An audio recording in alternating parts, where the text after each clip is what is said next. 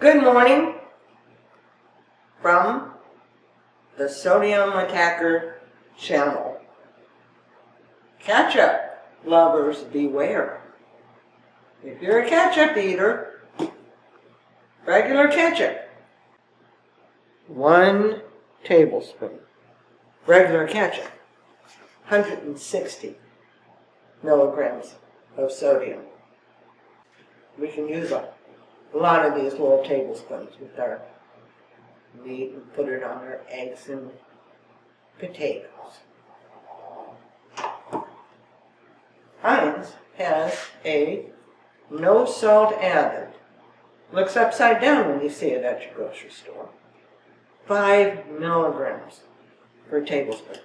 And it's really good.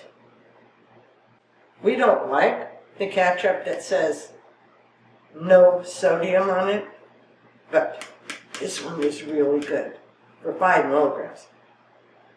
We can eat this. If my little tip for the day has helped you, please subscribe to my channel. Leave me a comment if I've helped you. If you have a question, put that on there and I will try my best to get you an answer. I'll be posting several videos every month to help you lower that sodium.